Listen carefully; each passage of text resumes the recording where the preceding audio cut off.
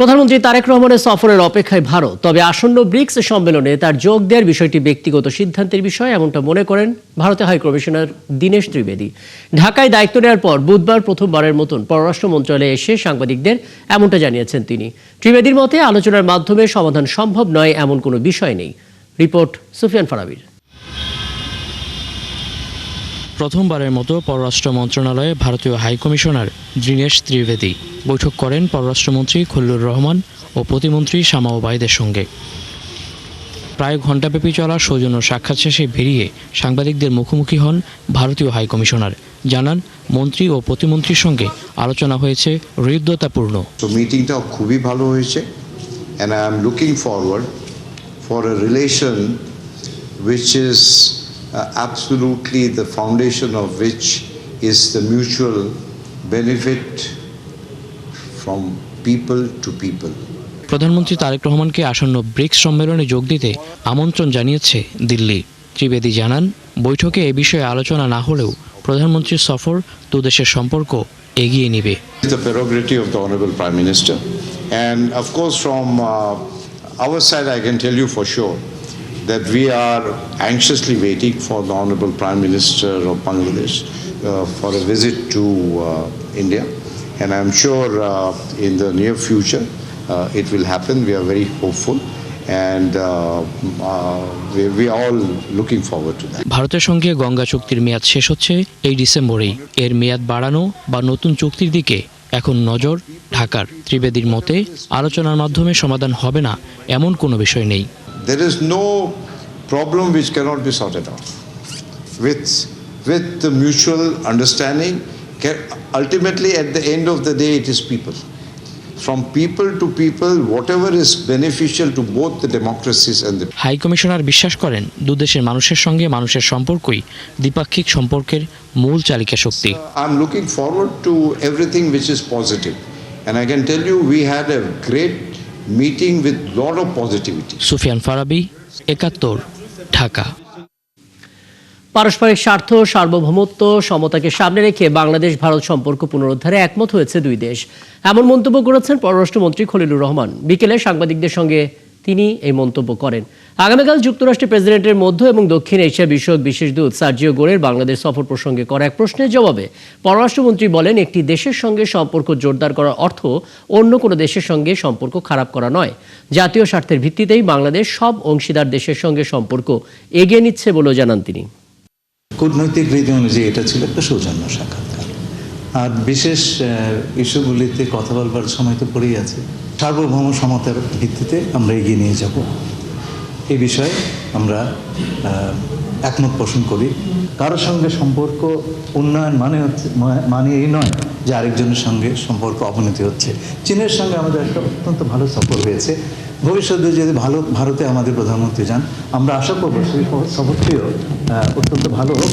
এবং এই যে মিস্টার গোর আসবেন, আমার সঙ্গে সেক্রেটারি অফ স্টেটের রুবিও সাহেবের সঙ্গে দেখা হয়েছে। এগুলো হচ্ছে এই ইন্টারাকশনগুলোর মাধ্যমে আমরা সম্পর্ক এগিয়ে নিতে চাচ্ছি।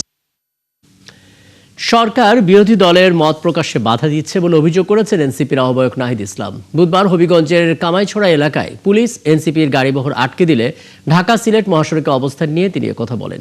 নাহিদ বলেন, পুলিশকে নিজেদের নিরপেক্ষ প্রমাণ করতে হলে অবশ্যই ঘটনাগুলোর সুষ্ঠু বিচার করতে হবে। এ সময় সরকার প্রশাসনকে দিয়ে দলীয় এজেন্ডা বাস্তবায়ন করছে বলে অভিযোগ করেন দলটির উত্তর অঞ্চলের মুখ্য সমন্বয়ক সার্জিস আলম।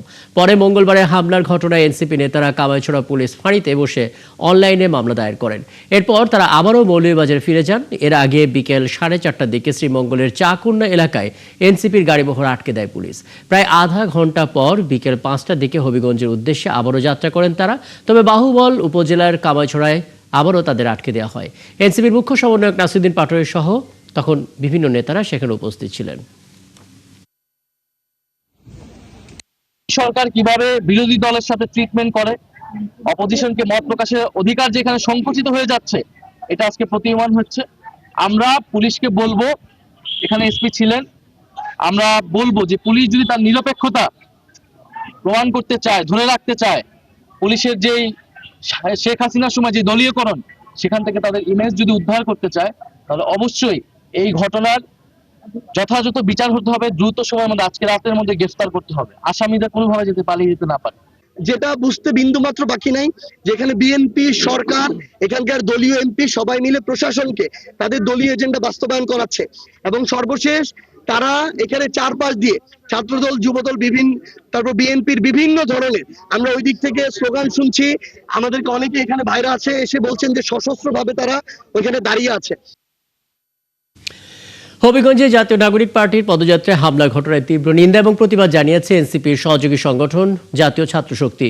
বুধবার সন্ধ্যায় ঢাকা বিশ্ববিদ্যালয়ের রাজু ভাস্কর্যে এক প্রতিবাদ সভায় তারা বলেন, এই হামলা ও নির্যাতন গণতান্ত্রিক অধিকার হরণের শামিল।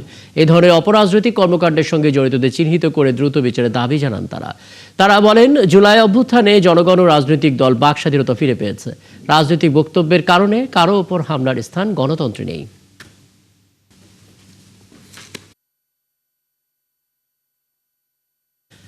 স্থানীয় সরকার নির্বাচনকে সামনে রেখে ইসির নিরপেক্ষতা নিয়ে প্রশ্ন তুলেছে জামাত ইসলামী। নির্বাচন কমিশনের অতিরিক্ত সচিব শামসুল আলমের নিয়োগ বাতিল, এমপিওভুক্ত শিক্ষকদের নির্বাচনে অংশগ্রহণের সুযোগ, সাথে কার্যক্রম নিষিদ্ধ আওয়ামী লীগের পদধারীদের নির্বাচনে অযোগ্য ঘোষণা সহ একাধিক দাবি জানিয়েছে দলটি। সাতক্ষীরা 4 আসনের সংসদ সদস্যের বিষয়েও নিজেদের অবস্থান স্পষ্ট করেছে জামাত। বাকিটা জানাচ্ছেন ফারজানা আক্তার। বুধবার সকালে নির্বাচন কমিশন ভবনে আসেন জামায়াতের 6 সদস্যের প্রতিনিধি দল। প্রায় 2 ঘন্টা বৈঠক করেন প্রধান নির্বাচন কমিশনার সহ পুরো কমিশনের সাথে।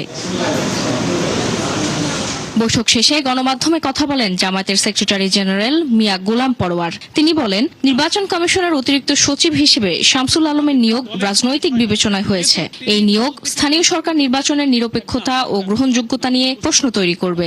ইলেকশন কমিশন একটা কনস্টিটিউশনাল বডি।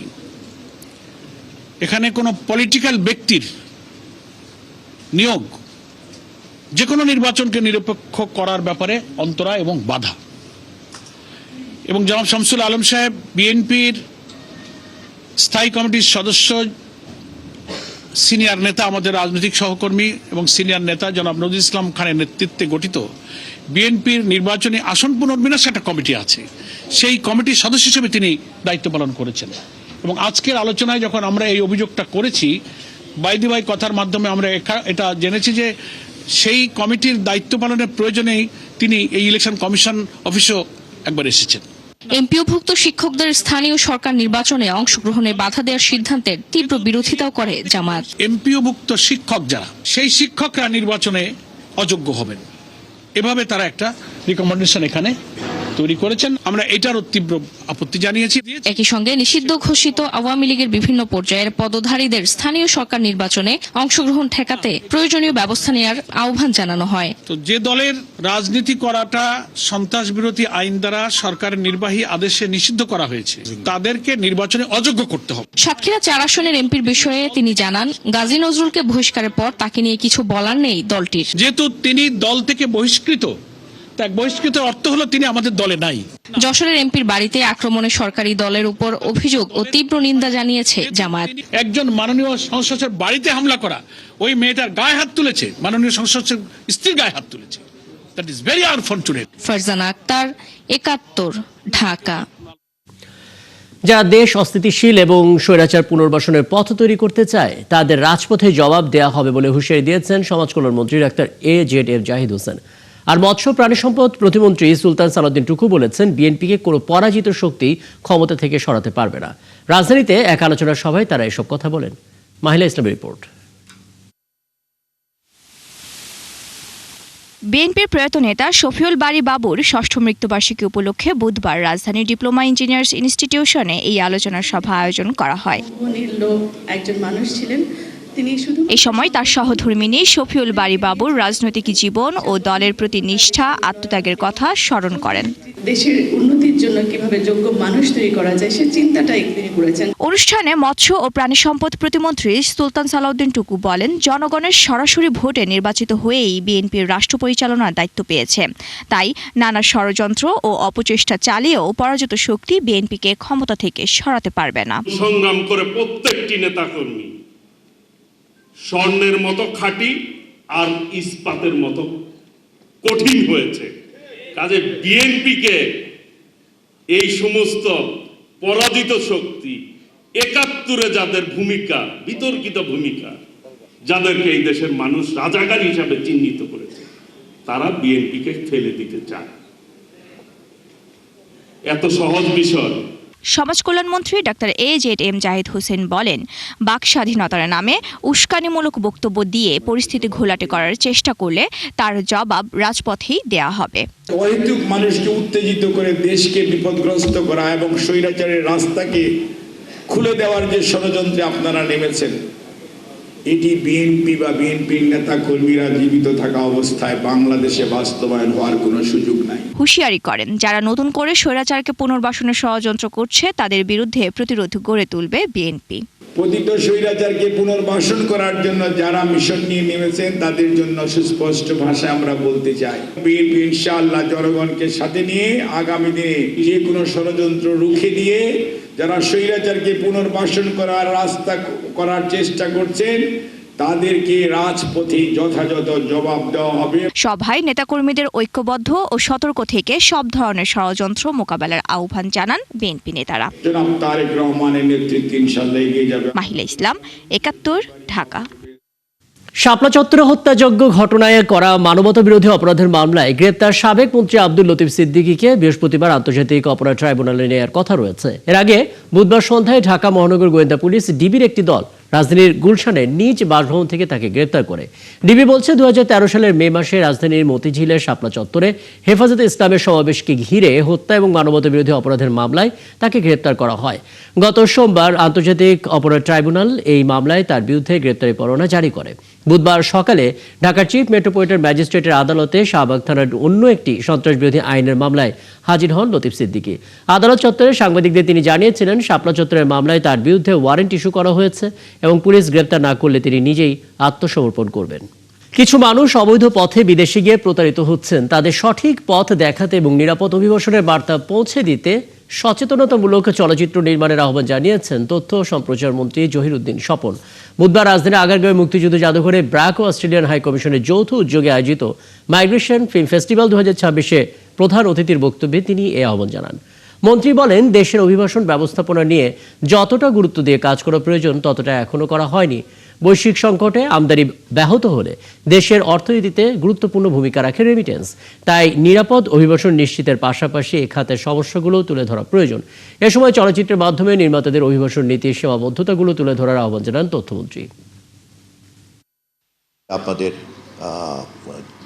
চোখে আঙুল দিয়ে ধরিয়ে দেওয়া দরকার যে পলিসি মেকিংয়ের কোথায় কোথায় ইচ্ছাকৃত অথবা অনিচ্ছাকৃত সমস্যা আছে, যে সমস্যাগুলি চাইলেই কিন্তু সমাধান করা যায়। আমি আশা করি ভবিষ্যতে আপনারা যখন এই সমস্ত কাজে হাত দিবেন, চিন্তা করবেন এবং যখন গাইডলাইনটা পাঠাবেন তখন এই ধরনের কন্টেন্টের কোথায় কোথায় ফোকাস থাকার দরকার সেটা একটু ধরিয়ে দেবেন। রাজধানীর কমলাপুরে ধর্মরাজিকা বৌদ্ধ মহাবিহারে ধর্মীয় ভাবগাম্ভীর্যের মধ্য দিয়ে পালিত হল বৌদ্ধ ধর্মাবলম্বীদের অন্যতম উৎসব আষাঢ়ী পূর্ণিমা। ধর্মরাজিকা বৌদ্ধ মহাবিহারের অনুষ্ঠানে উপস্থিত ছিলেন ঢাকায় নিযুক্ত ভারতের হাইকমিশনার দীনেশ ত্রিবেদী। ভিক্ষু সংঘ, অতিথি এবং দর্শনার্থীদের সঙ্গে মতবিনিময় করেন তিনি। এ সময় বাংলাদেশ ভারত ঐতিহাসিক বন্ধুত্বপূর্ণ সম্পর্কের বিষয়টিও তুলে ধরেন দীনেশ ত্রিবেদী।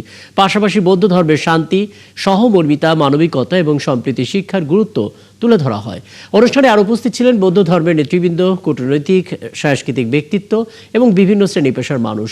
অনুষ্ঠানে দেশ, অঞ্চল এবং বিশ্বের শান্তি ও কল্যাণ কামনায় দোয়া করা হয়।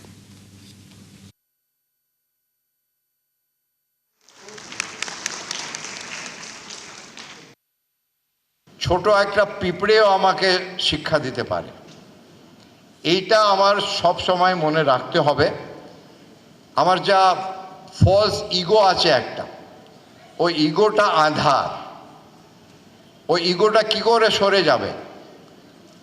ওই গৌতম বুদ্ধের যা উপদেশের আলো, ওইটা যদি আমরা গ্রহণ করি তাহলে আমরা সব কিছু সাফারিং সব চলে যাবে।